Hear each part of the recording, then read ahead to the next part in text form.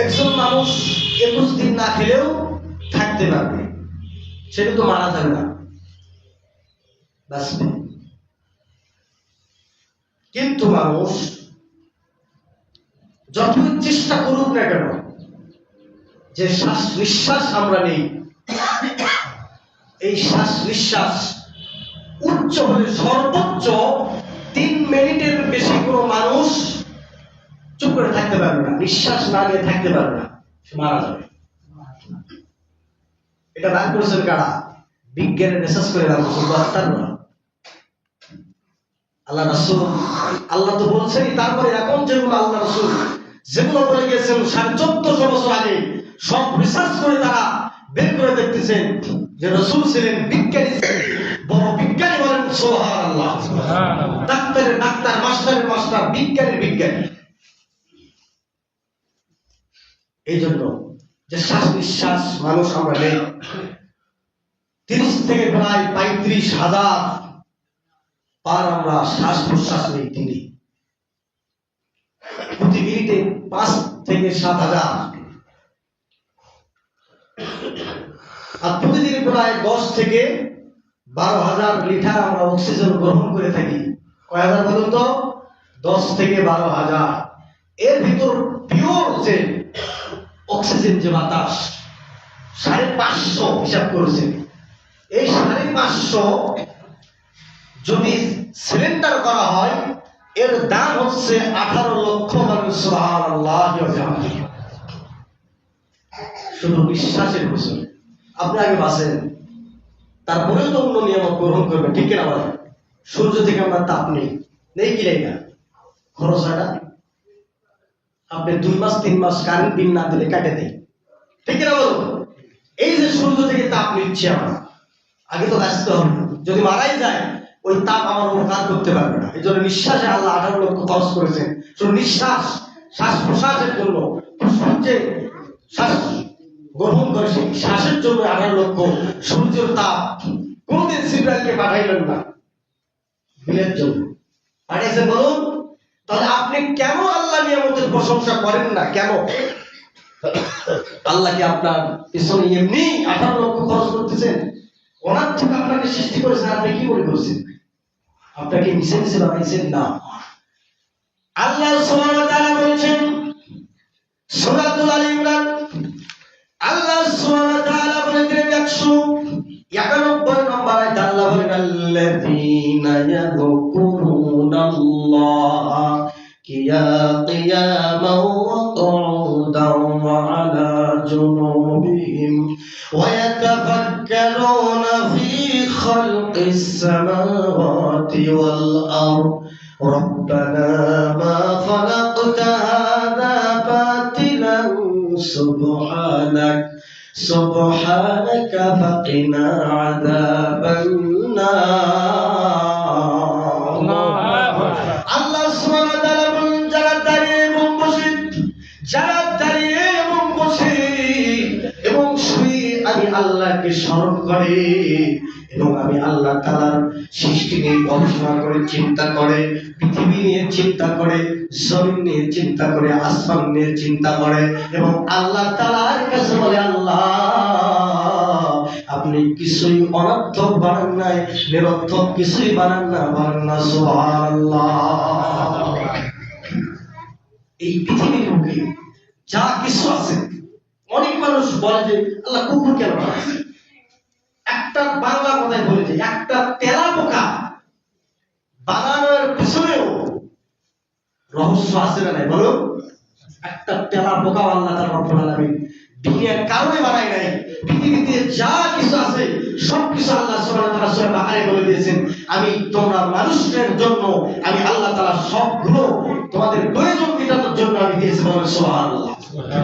আমরা শুধু করবো আল্লাহর গোলামি, আর পৃথিবীতে যা কিছু আছে সব করবে আমাদের গোলামি, আমাদের গোলাম তারা, আর আমরা হলাম আল্লাহর গোলাম। আল্লাহ বলেন, রব্বানা খালাকতা হাযা বাতিলান সুবহানাকা ফাকিনা আযাবান নার। এবং বলে যে আল্লাহ তোমার তো কিছুই বানাই নাই, তুমি পবিত্র, তো তোমার কাছ থেকে আমরা পানা চাই জাহান্নামের আগুন থেকে আমাদেরকে রক্ষা করুন। বলুন আল্লাহুম্মা আমিন। আল্লাহর কাছে যারা পানা চায় এরাই কি হবে বলুন? এরাই হলো মুমিন বান্দা। আল্লাহর ভয় যাদের ভিতর সর্বদাই থাকবে এরাই মুমিন, এরাই ইমানদারের একটি গুণ। আমাদেরকে আল্লাহ মাধ্যম বানায় নাই, আল্লাহ সুবহানাহু ওয়া তাআলা এমনি আমাদেরকে বানায় নাই, আমাদেরকে বানানোর পেছনে আল্লাহর উদ্দেশ্য আছে নাই বলুন? এই যে মসজিদ আমরা বানিয়েছি, এই মসজিদে কেন আমরা এত লক্ষ লক্ষ টাকা খরচ করে বানাই? কারণ মুসল্লিদের শান্তির জন্য, সুন্দরভাবে যেন মুসল্লিরা নামাজ পড়তে পারে, ঠিক কিনা বলুন? এই জন্য মসজিদ বানাই। আমাদের উদ্দেশ্য আছে, আল্লাহর উদ্দেশ্য আছে আমাদেরকে কেন বানালেন? আল্লাহ তাআলা রব্বুল আলামিন পবিত্র কোরআনুল কারীমের মধ্যে ঘোষণা করে দিলেন সূরা যারিয়াতের মধ্যে 56 আয়াত আল্লাহ বলেন, ওয়া খালাকুতুল জিন্না ওয়াল ইনসা ইল্লা লিয়া'বুদুন।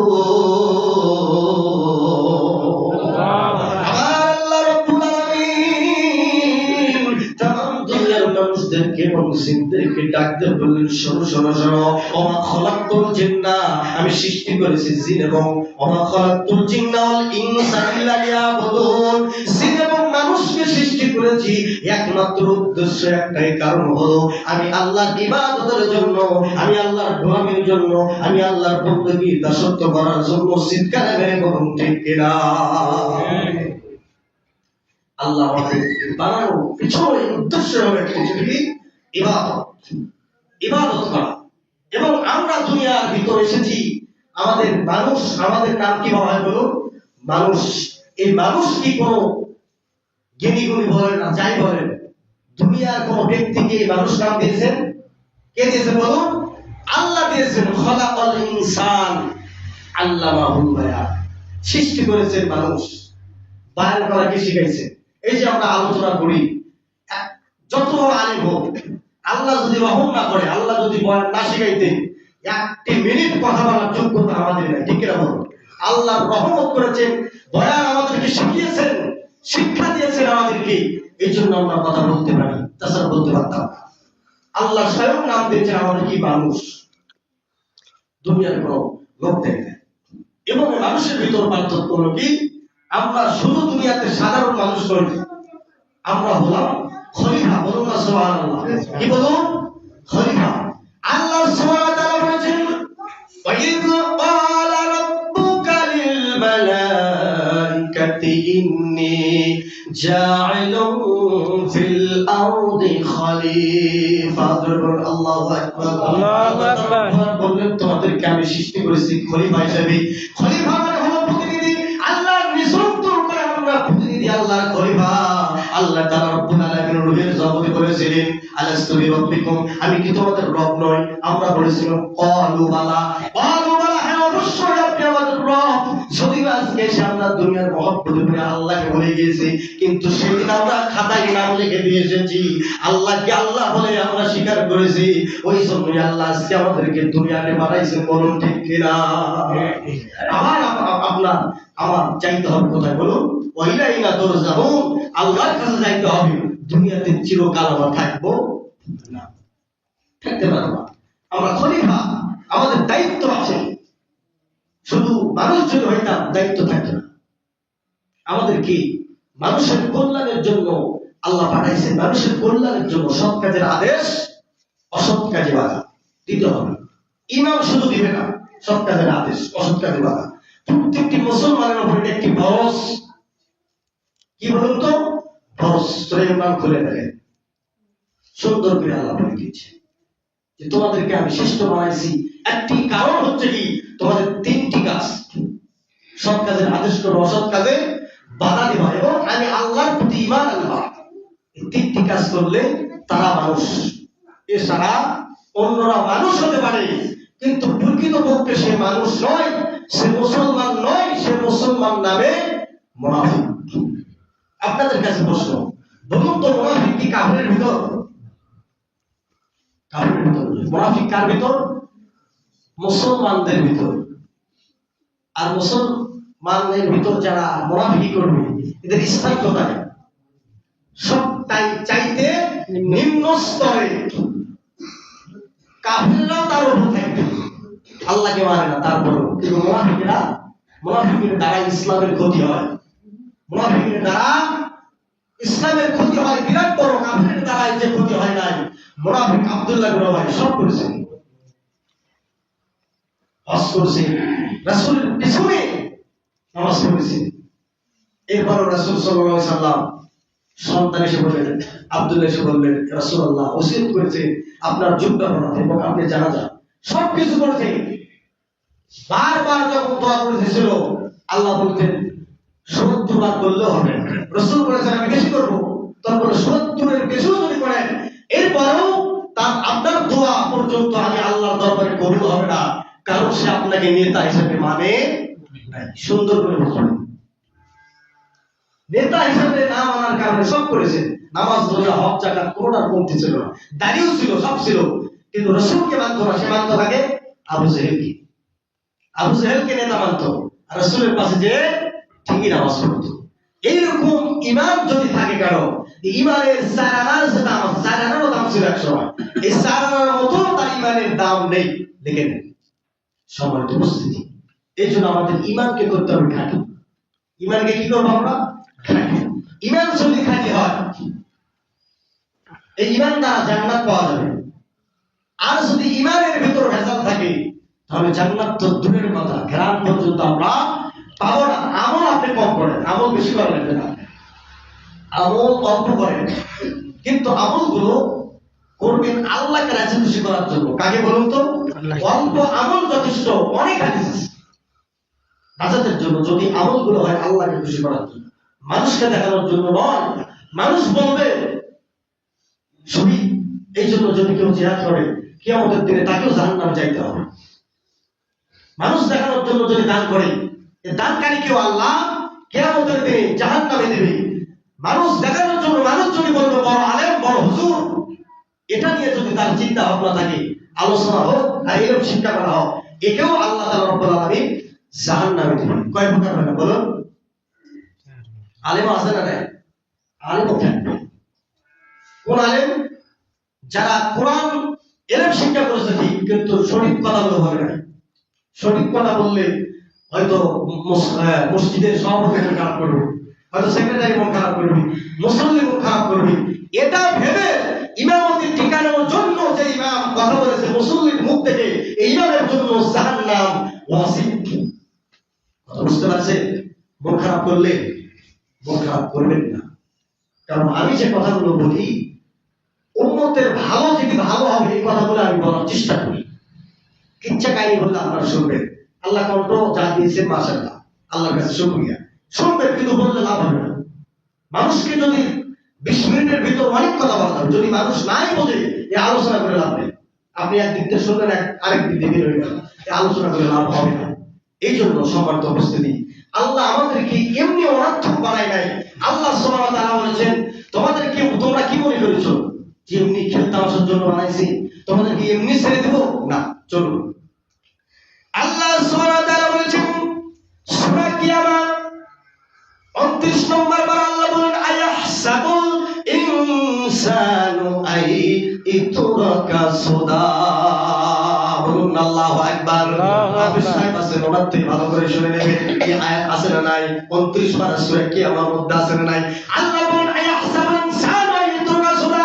মানুষ তোমরা মনে করো তোমাদেরকে আমি আল্লাহ এমনিতে ছেড়ে দেব, মনে করো না আজকে তোমাদেরকে আমি ছাড় দেই। কারণ হলো আল্লাহ সুবহানাহু ওয়া তাআলা পবিত্র কোরআনুল কারীমের মধ্যে ঘোষণা করে দিয়েছেন, একটা মাছির ডানার যেরকম দাম আছে, একটা মাছির ডানার দাম নাই, এরপরও তার কাছে দাম আছে। এর চাইতে যদি দামি হতো, পৃথিবী গুরুত্বপূর্ণ হতো, পৃথিবীর বুকে একজন কাফের কোনদিন এক ঢোক পানি গিলে খাইতে পারতো না। বলেন না আল্লাহু আকবার। এই জন্য আল্লাহ রাসূল বলেছেন যে দুনিয়াটা হলো মুমিনদের জন্য জেলখানা, আর কাফেরদের জন্য হলো জান্নাত বালাখানা। কারণ কি? কাফেররা দুনিয়াতে সুখ করবে, কিন্তু পরকালে তাদের জন্য কোনো সুখ থাকবে না।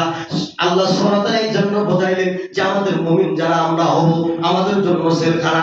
বলুন তো দেখি, জেলখানার ভিতর স্বাধীনতা আছে নাকি? স্বাধীনতা আছে? জেলে থাকলে আপনি স্বাধীনতা নাই, কিন্তু আপনার জন্য যারা মুমিন দাবি করবেন, আমাদের জন্য দুনিয়াটা হলো জেলখানা। আপনি দুনিয়ার বুকে থাকে নামাজ পড়েন না, অনাত্মক কথা বলেন, এইটা করেন সেটা করেন, আপনার তো জেলখানা হলো না, মুমিন আপনি হইতে পারেন নাই। হে মুমিন যদি না হন, মুমিন ছাড়া কখনো জান্নাতে যাইতে পারবে না, বলুন ঠিক কিনা? এই জন্য আল্লাহ অনাত্মক পৃথিবীর মুখে কাউকে বানায় নাই।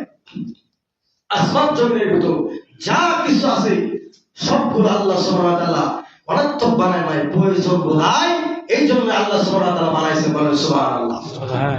আমাদেরকে বানাইছেন আল্লাহ দিন কায়েম করতে হবে, দিন কায়েম করতে হবে, ইসলামের ভিতর পরিপূর্ণ ঢুকতে হবে। আপনারা যেই দল করেন না কেন, অন্তত আমরা 5 ওয়াক্ত জামাতের সহিত নামাজ পড়ব, কথা বুঝতে পারছেন?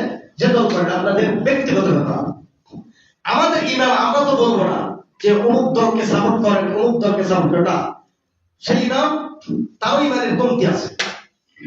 আমাদের দায়িত্ব হচ্ছে সৎ কাজের আদেশ, অসৎ কাজের বাধা। আপনাদের বিবেক আল্লাহ দিয়েছে, কথা বুঝতে পারছেন?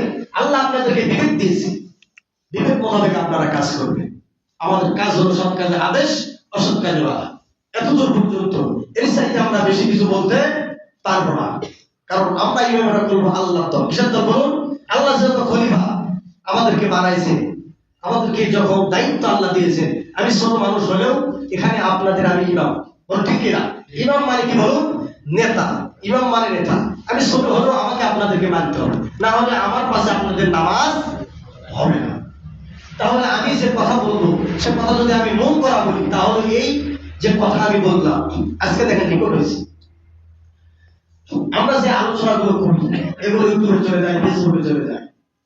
এই যে মানুষের সাধারণ বুদ্ধি দিয়ে দেখেন, আমি মারা গেলেও তার মনে হয় আওয়াজগুলো থাকবে, ঠিক না বলুন? তাহলে আমাদের বুদ্ধি যদি এগুলো ভিডিও হয়, আমি কি বললাম না কি বললাম, গোপনে কি বলি, প্রকাশে কি বলি, এগুলো আল্লাহ রেকর্ড করে কি করে না বলুন?